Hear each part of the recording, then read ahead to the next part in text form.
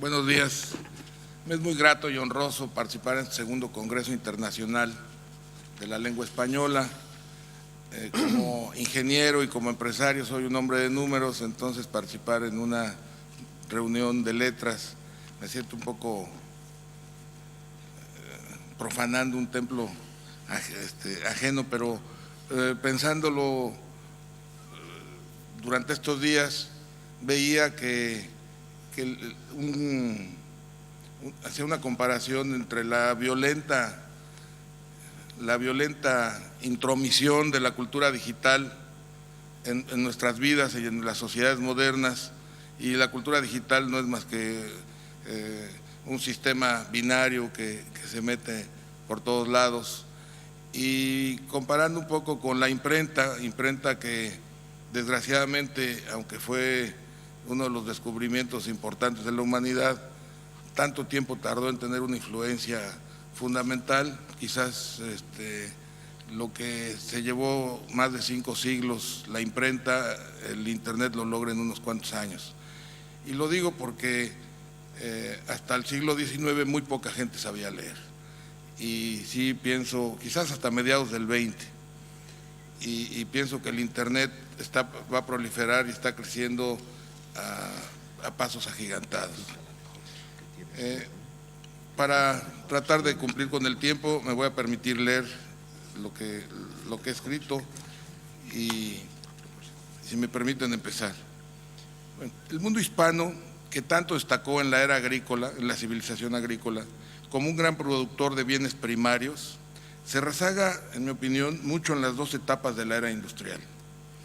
Fue un gran productor minero y agrícola.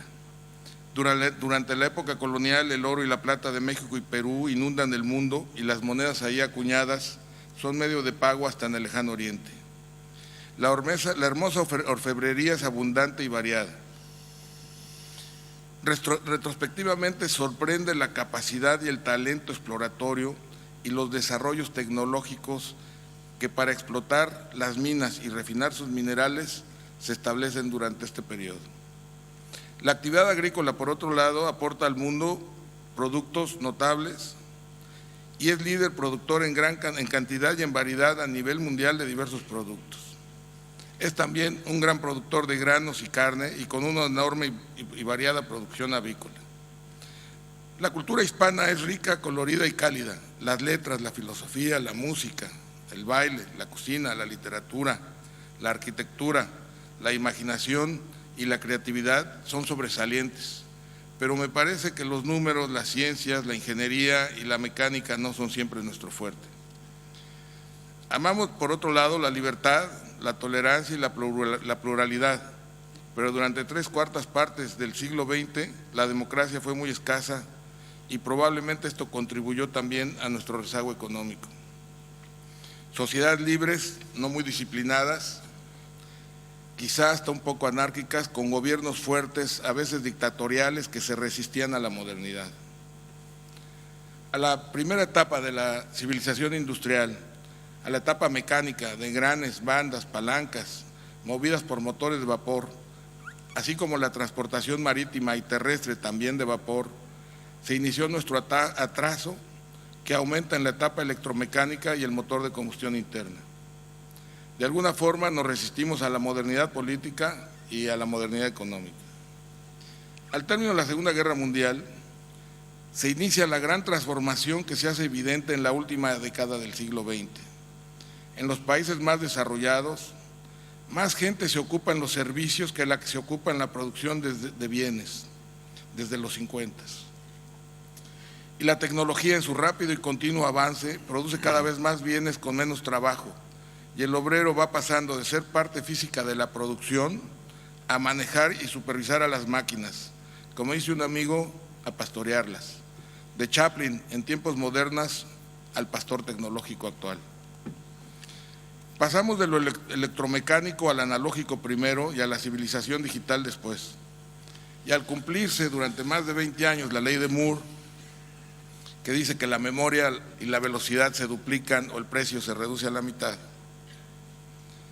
la civilización se transforma y entramos de lleno a la nueva era de los servicios, terciaria, de la información y el conocimiento, tecnológica, digital o tercera ola, como se le quiera bautizar. En esta nueva civilización, las telecomunicaciones son una especie de sistema nervioso que permite el desarrollo de redes intercomunicadas a la velocidad de la luz. Pasamos así de la velocidad del caballo y del motor de vapor en el siglo XIX a la velocidad del sonido en la aviación y al de la luz en las telecomunicaciones. Son redes alámbricas e inalámbricas, de cobre, coaxiales y de fibra óptica, a través de radio, microondas o satélite, y transmiten voz, datos y video. En los 90s, la creación, expansión y destrucción de empresas de tecnología y telecomunicaciones por su magnitud y rapidez no tiene precedentes en la historia económica. Nuevas empresas con ingresos reducidos y perdiendo dinero tenían en los mercados financieros valores superiores a las grandes empresas industriales y comerciales que encabezaron y promovieron la actividad económica durante todo el siglo XX. Varios billones españoles o trillones americanos de dólares fue el incremento de valor de estas empresas de la noche a la mañana, y la destrucción generalizada ha llevado solo unos cuantos meses. Aunque no hay un precedente en esta situación, hay elementos semejantes y la historia se repite en magnitud un poco diferente, pero hay repeticiones. Y la semejanza entre lo que pasó y está pasando, aunque es diferente, hay con los 20 algún asunto notable, y por eso quisiera comentar lo que en 1929 David Sarnoff dice en una entrevista que ofrece al New York Times. En 1929 decía que el mundo se mueve tan rápido que es difícil mantenerse al ritmo de los tiempos. A muchos nos sonará familiar este comentario, creo que es lo que estuvimos viviendo y estamos viviendo. Si el mundo se mueve tan rápido que es difícil mantenerse al ritmo de los tiempos. Pero la depresión que vino después, la depresión provocó que los prometedores desarrollos tecnológicos y el expansivo consumismo murieran. Por ejemplo, la RCA, que es donde Sarnoff trabajaba, que era líder en el desarrollo y expansión de los radios, los números son dramáticos. La acción de $10 en los 20 bajos llega a 200 en el 28, o sea, 20 veces. Durante la década reinvierte todas sus utilidades, no paga dividendos, son reinvertidas continuamente. Con la depresión, sus ventas bajan de 176 en 29 a 62 millones en 33, y de 16 millones de utilidades se convierte en $580,000 de pérdida. Ese fue el dramatismo. Espero que los gobiernos del mundo, especialmente los de Estados Unidos y el grupo de los 7, tengan la capacidad para evitar la segunda parte de esta historia. Y yo creo que ya debemos estar exclamando el regreso de Keynes. La recesión económica que se había generalizado en todo el mundo recientemente y se acentuaba constantemente, a pesar de la política atinada, en mi opinión, monetaria de Estados Unidos, buscando un aterrizaje suave, amenazaba con ser más prolongada y profunda de lo deseado, debido a la gran destrucción de riqueza por la fuerte disminución del valor de las empresas, principalmente las tecnológicas, que se inició en marzo del año 2000. A esto se aunaban los problemas de la industria automotriz, la falta de demanda de vehículos, la reducción en las ventas de productos tecnológicos y las graves crisis que pasaban los proveedores de telecomunicaciones por la insolvencia y dificultades que tenían varios de sus nuevos clientes. El aumento del desempleo, los problemas de las empresas acereras y en general las de bienes de consumo duradero, así como los precios deprimidos de las materias primas. Había francamente un grupo importante de factores influyendo en esta recesión generalizada y prolongada, y que amenazaba con prolongarse. Los altos niveles de consumo privado por encima del ingreso, Estados Unidos estuvo viviendo algunos años con ahorro negativo, se mantenían hasta el 11 de septiembre, y gracias a ello y a las bajas tasas de interés se sostenía la economía disminuyendo suavemente. Sin embargo, los lamentables e irritantes hechos terroristas del 11 de septiembre agudizaron los problemas económicos. Se contrajo violentamente el consumo, la aviación, la hotelería, el turismo y otras actividades conexas se desplomaron de inmediato en Estados Unidos y afectaron de manera importante a todo el mundo. Aumenta rápidamente el desempleo y las perspectivas de los próximos meses y trimestres a partir del tercero de este año amenazan con crecimientos negativos. O sea que en lugar de crecimiento empezamos a tener decrecimiento. La política monetaria fue más agresiva y la tasa de interés es la menor de los últimos 40 años. Es ya una tasa real negativa y se espera que todavía pueda bajar más. La política fiscal se hizo también más efectiva y plantea la devolución de impuestos a los causantes para fortalecer a consumidores y empresas. Lo que se está estimando actualmente es el 1% del PIB, con una política neokeynesiana que habrá de ser más agresiva en el futuro próximo. Abordar una recesión es muy difícil, pero suavizarlo o salir de ella no lo es si se aplican las adecuadas políticas monetaria y fiscal como se está haciendo actualmente, especialmente si se evita una fuerte crisis financiera. Iniciamos, no quiero ser pesimista, iniciamos, creo, el siglo XXI con el pie izquierdo.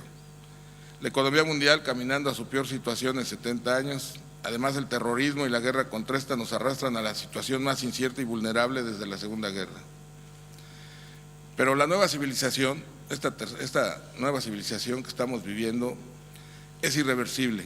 Se caracteriza en lo económico por la creciente creación de riqueza, por la competencia, la eficiencia y la productividad gracias a la tecnología, la globalización y a la apertura económica, que desplaza la producción de bienes a países menos desarrollados. El desarrollo y explotación de mercados, el combate a la pobreza, pues esta no es rentable. Más y mejor educación con la difusión de la cultura digital, el valor del conocimiento y la creatividad. En lo político, democracia, libertad, pluralidad, derechos humanos, cuidado ambiental y la globalización laboral. Después de esta primera etapa, todavía en proceso de duro ajuste y debilitamiento de las empresas de la nueva civilización o de la nueva economía, y con el panorama no muy claro, vemos destacar en el horizonte a empresas de Estados Unidos como Microsoft y las antes llamadas Baby Bells, así como a una docena de otras empresas muy fuertes. A pesar del golpe que habrá de darse en el futuro no lejano, acuerdos comerciales, reestructuraciones y consolidaciones de las que saldrán empresas fortalecidas y muchas otras habrán desaparecido. Europa, en este sentido, me parece un poco atrás de los Estados Unidos.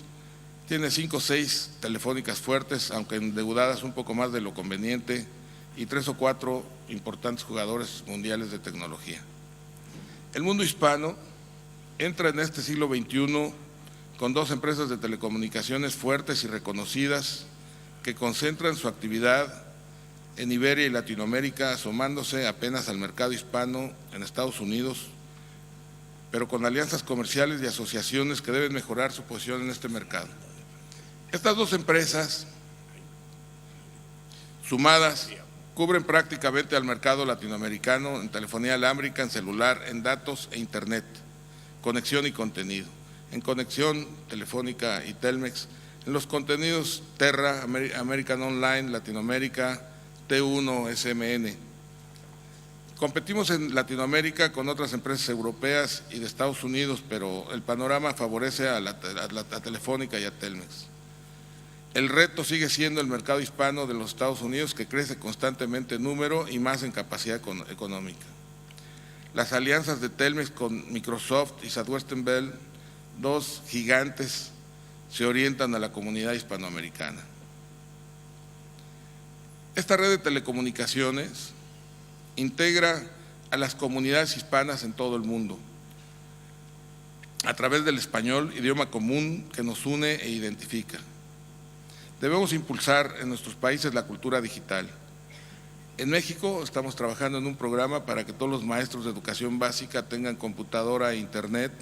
Es un programa que puede abarcar hasta 1 millón de maestros y hacer una red escolar y que ellos mismos vayan desarrollando sus contenidos. Es un programa ambicioso, financiado por un lado y subsidiado por una fundación y por el gobierno federal como parte de las prestaciones. Empezamos, creo que me están marcando tiempo, ¿verdad? Bueno, pues iba a entrar a lo que es el campo, pero nada más termino diciendo que es lo malo de los tiempos tan limitados. Ya desde hace un rato me empezaron a hacer leer mal, pero discúlpenme. Hablamos mucho de anglicismos, yo creo que ahora estamos empezando a hablar de inicialismos. Es el OK, que tanto duró el OK, ahora ya es el CD, el e-commerce, y nos están cambiando la I por E, la E por I, el ISP, el IP, etcétera. Nada más, por último debo decir que la cultura, creatividad e imaginación de nuestro mundo hispano son atributos vigorosos que nos favorecen en esta nueva civilización. Muchas gracias.